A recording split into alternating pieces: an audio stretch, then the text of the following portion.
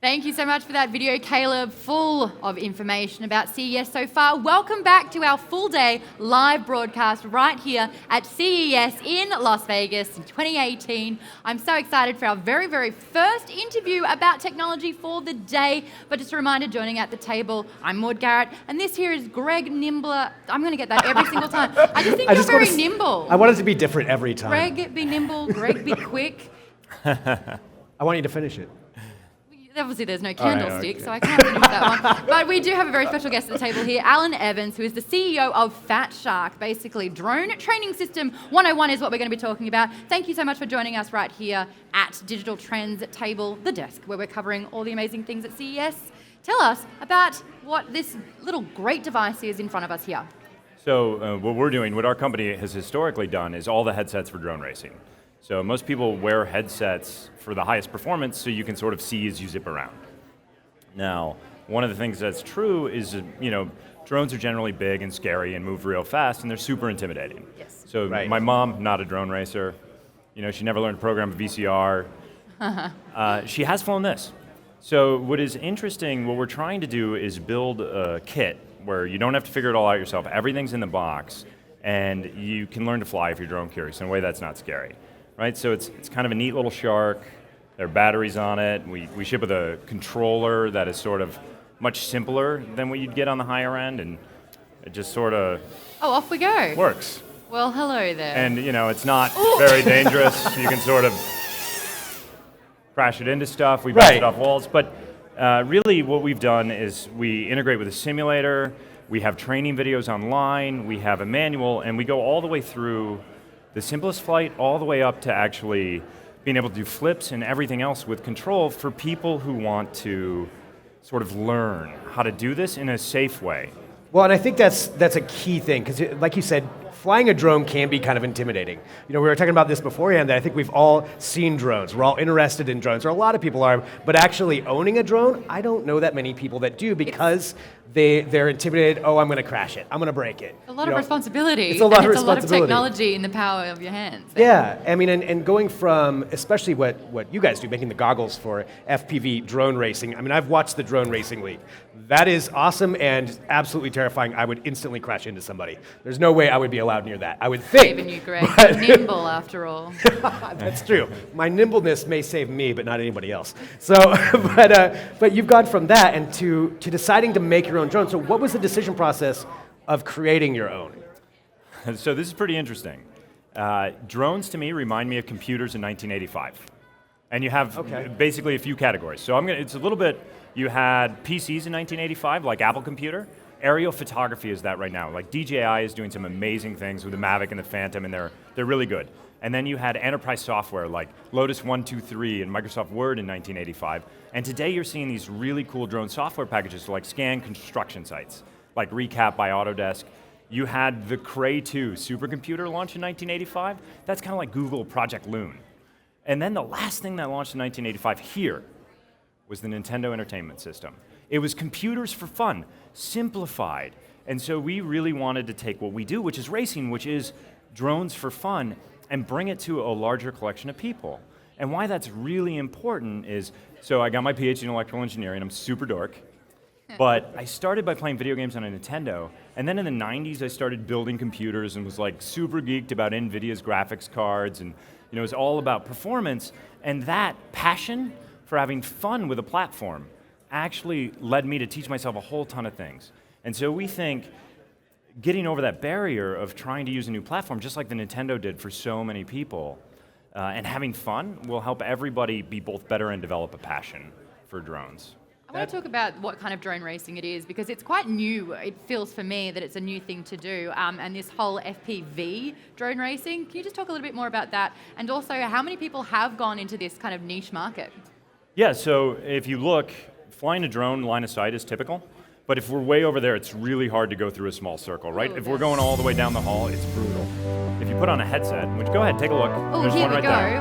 There's a Here's camera mine. feed. We've had earlier. So, if you're flying around, right? I can see you. Hi there. Hold on, how many fingers are you going to put up? There's everybody else, right? I mean, 2. Yeah, and so now if you're trying to I can fly see me. I through look the cup, good. true facts. It helps with performance, and it helps you do stuff outside of line of sight. You can take it off. I'm Oh, done I wiggling like it it around. though. They're actually I look pretty like comfortable. RoboCop. It's a lot of fun. So FPV is one of the ways that people fly, and they do it for racing so they can achieve maximum performance. I was thinking, I'm a Disney nerd. This is like the Untitled Chapter ride. Yeah. Where this can show you the world. Right?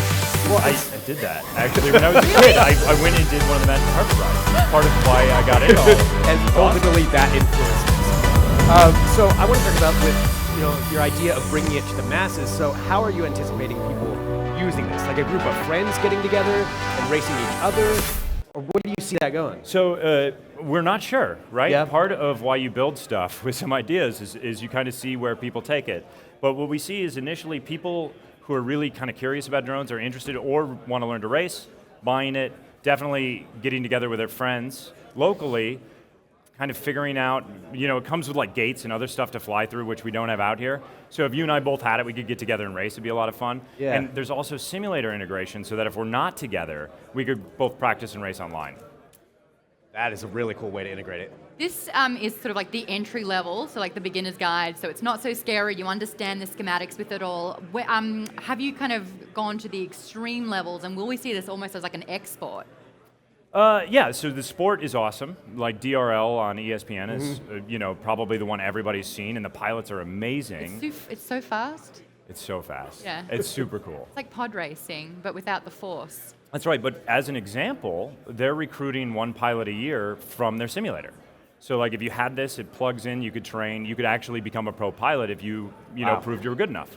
All the way from starting from nothing. And then what this is, each piece here is individually upgradable.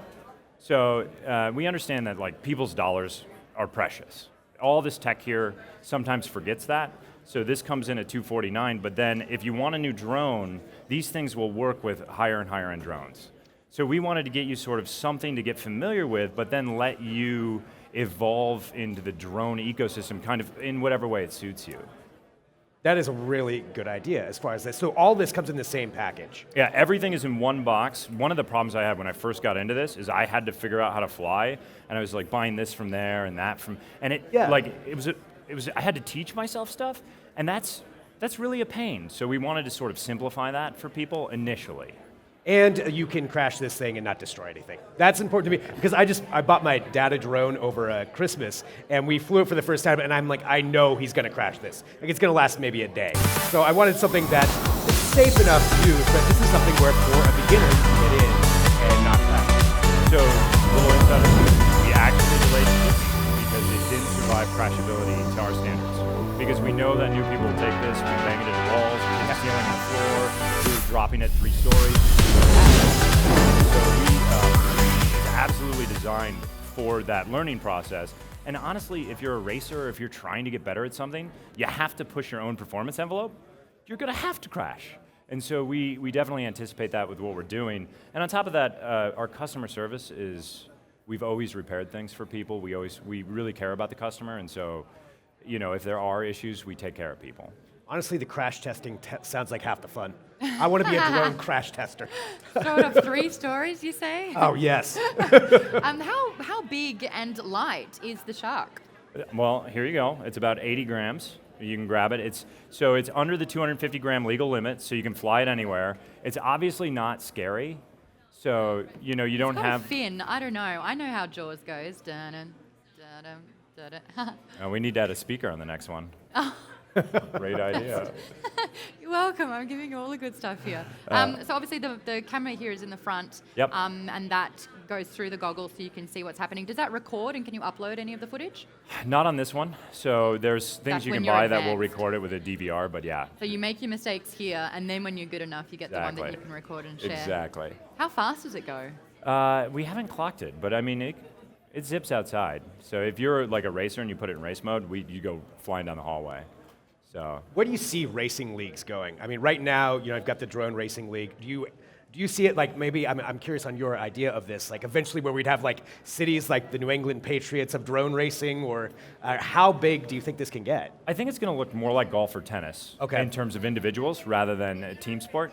So, like Serena Williams, what city is she from? Right. That's not how you follow it, right? Yeah. And then I think the more people that participate and the more interested they become, the bigger it will get. But when you look at any of these emerging technologies, like e-car racing, all these sorts of things, I think there's definitely a place for like these human-machine hybrid performance sports where this is going to continue to grow. So eventually you can get a gold medal in drone racing or something like that. They were close to putting it in the Winter Really? Olympics this year. Oh man, that would That's be great. insane. I've actually got a question here from one of our viewers on YouTube, from Gareth Conry, saying, where do you, Alan, see drones going in the corporate sector, if anywhere?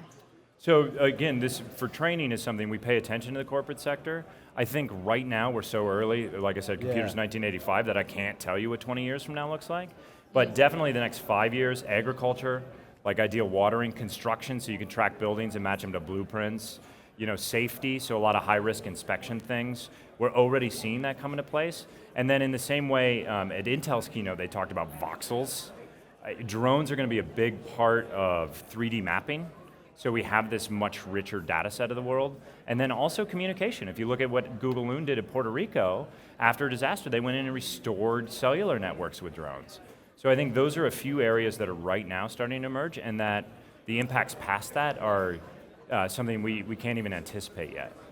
So I know this is a package that's available on the website, and the more information is on the website there, but what else can people find product-wise on your website? So the other thing we really focus on are high-end headsets for racing. They're smaller, they're higher performance, and they're designed very specifically for this. And that is basically, that and some accessories for it, like cameras, are the only other things we do. And we try to be really focused on kind of doing those very well rather than doing everything.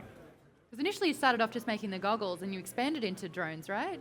Yeah, so we did headsets for 10 years. And headsets are used with a bunch of different things, multi-copter right now, but sometimes fixed wing, or actually RC cars was the first one. And so it's really this interesting market for people who put stuff together. So all our customers are super cool. That's really fun. I think it's time to talk price points. Have you got a price ready for the beginner kit at the moment? This the is drone training $249. system?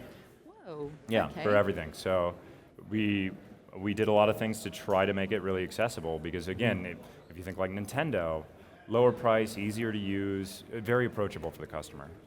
Who did you think the prime demographic is for this? Because obviously it looks very family friendly. It looks like the whole family can get involved to fly the drones, but it also, you have this racing element where it can turn into a profession as well. Yeah, so there are a couple places that we see. First, I think there's like the high schooler that's really interested in competition and sports and in maybe esports. And then there's also everybody who, maybe like my dad, who's interested in drones but doesn't feel super comfortable going out to fly a Phantom right away and wants to develop that confidence and that base set of skills in a way where they're not destroying $1,500 worth of product. Exactly. So a good Christmas present. Yeah. This is kind of the entry level part. Yeah. Fantastic. So where can people find out more a little bit about your product, sorry? Our website, Got it fatshark.com, and then it's 101. So there's definitely links there, and we go into all the details, and there's things like training videos, so people can go in and be like, oh, step one is hover. Right there. And it's important to not to sort of remove that, right? It's really important to help people who want to get into this go through that educational process, because historically it's been really hard. Thank you, by the way, so much for joining us here for Digital Trends live at CES for 2018 in Las Vegas here.